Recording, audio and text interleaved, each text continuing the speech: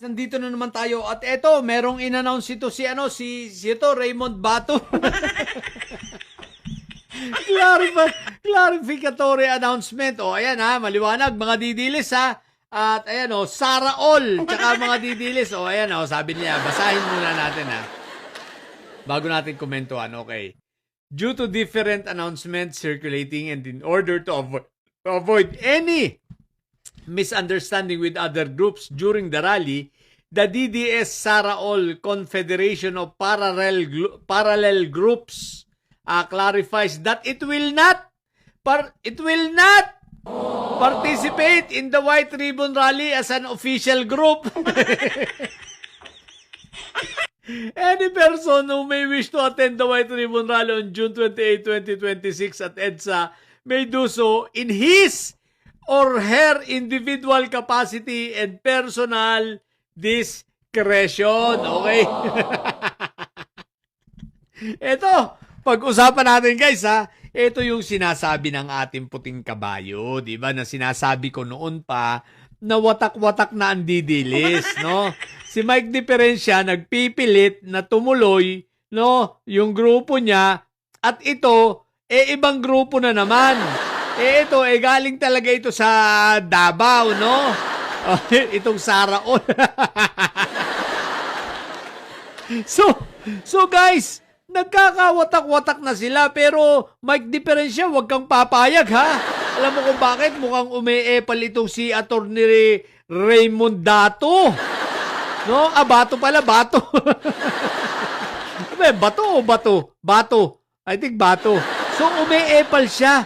Mike Diferensya, wag ka papayag kasi sinasapawan ka ikaw ang leader, ikaw ang napakalaki na ng sakripisyo. Isipin mo, nademanda ka na dahil sa 18 marites, tapos papayag ka dito na umeepal itong si Attorney Raymond Dato at iniibabawan ka. Alalahanin mo ito rin yung naglabas ng memo sa lahat ng mga didilis naalala ko nun, anong sabi doon sa memo? Ano nga ba memo? Kung naalala nyo guys, teka lang iniisip ko. Itong memo na maraming pinagbawal Ang daming bawal sa mga didilis, no? Hanapin nyo na lang yun. Basta ito yun, yung nagbigay ng memo na parang tanga lang. Minimuhan lahat ng didilis. Ang daming bawal, pinagbawalan sila. Anyway guys, ito pero Mike Diferensya, huwag kang papayag, kailangan ikaw ang leader. Kailangan ikaw ang malakas sa aba. Dahil siya isipin mo, ano bang sakripisyo nito? Wala naman. Epal-epal lang ikaw ang laki na ng sakripisyo mo, nakademanda ka pa di ba ka? Tapos sasabihin niya na umaatras sila. Parang kay Vivian Velez, umatras din. Isipin mo, bagamat 10 lang yung miyembro wala pa palang 10, pandagdag din sana. Umatras na. Tapos ito aatras pa rin. Talagang hindi na kayo sinusuportahan, Mike Diferensya, no? Talagang mukhang dapat humingi ka ng tulong sa amo mong si Barbie, no? Dahil syempre watak-watak na kayo. Di ba guys? Sabi ng ating puting kabayo, hiwa-hiwalay na ito. Di ba ka? Tama na naman ang ating puting kabayo. Watak-watak na sila, hindi na sila organized at may kanya-kanya na silang amo ngayon. Merong mga bata ni Iyutman, merong bata ni Barbie Baste, at merong bata kay Inday Sayad. Itong sa Sara All na ito, Inday Sayad ito. Ngayon, si Mike Diferensya, Barbie Bastia. At sila Pokis naman, kay Iyutman yan. Kaya nagkaroon na sila ng faction ngayon. Hiwa-hiwalay na at hindi na nagkakasundo. Ang tanong, paano itong mga ingron?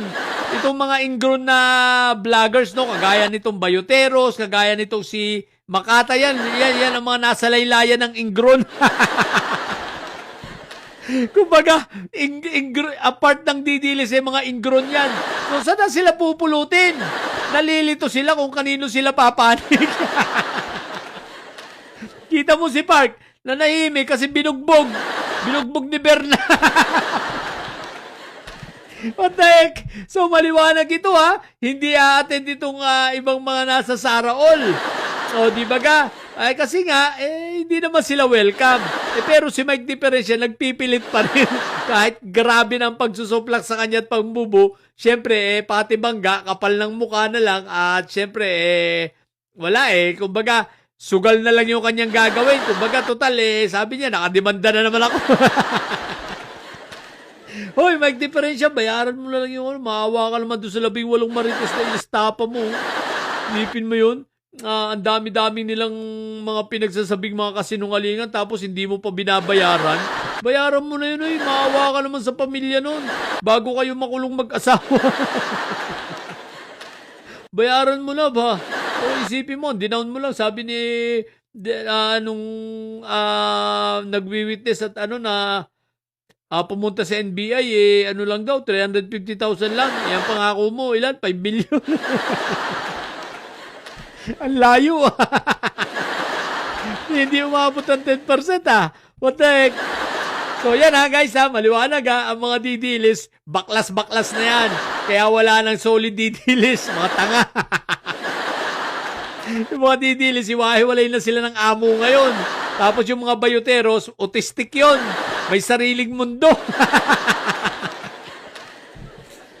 What the heck? So ilan muna. So ubos ang mga didilis. Para lusaw na. What the heck? Bye!